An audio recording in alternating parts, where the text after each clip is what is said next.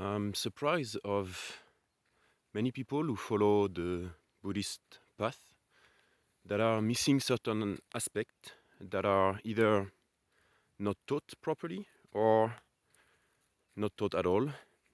And one of them that I feel to talk about today for some reason is the morality part of the path.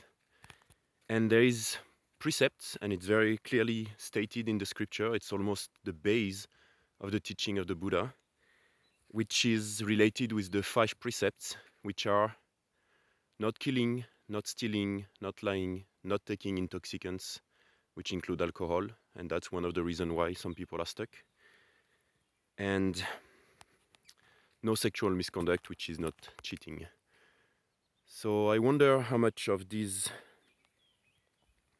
precepts are the reason why some people are not having progress on their meditation path. There could be some benefit of meditating and not following. I mean, there's no benefits of not following the precepts, but some people can have benefits with meditating, although they don't follow the precept.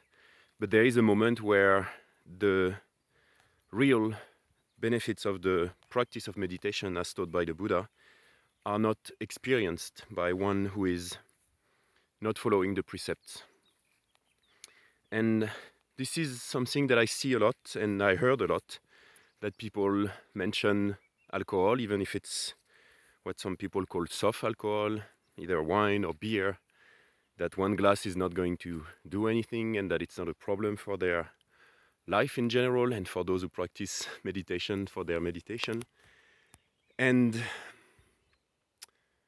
I'd like to emphasize, at least from my experience and from what I've heard from monks, having lived with monks, that this is a very essential part of the path. For those who knows, there is those 3 basic foundation on our path of meditation, which is morality, sila, concentration, samadhi, and panya, wisdom, which are really our foundation, and it relates with the Eightfold Path.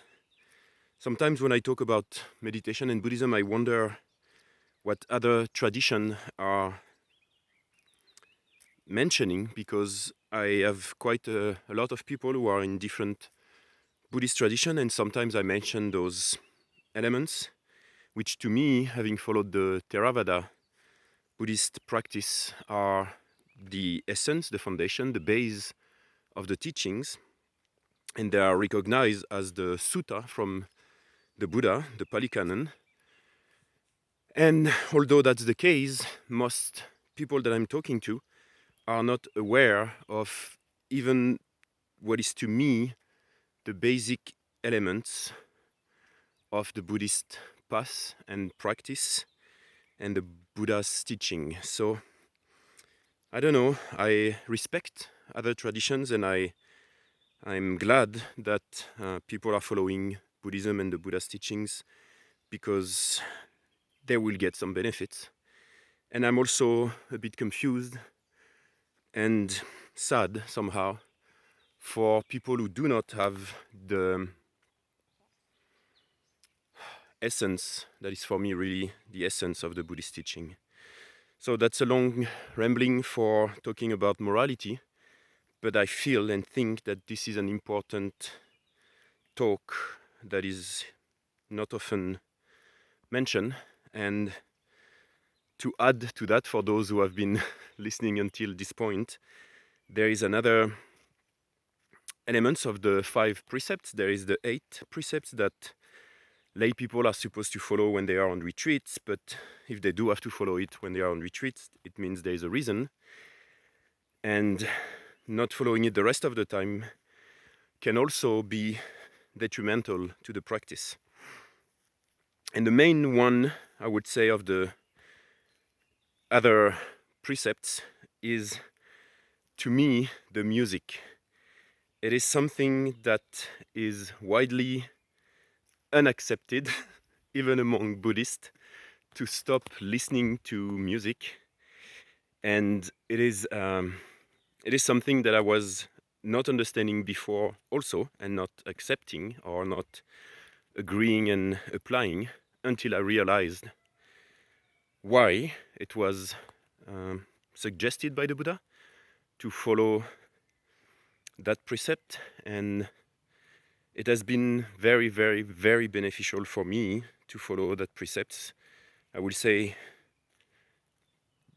maybe not the main, but one of the main elements that has been changing the way I've been practicing and experiencing meditation in daily life.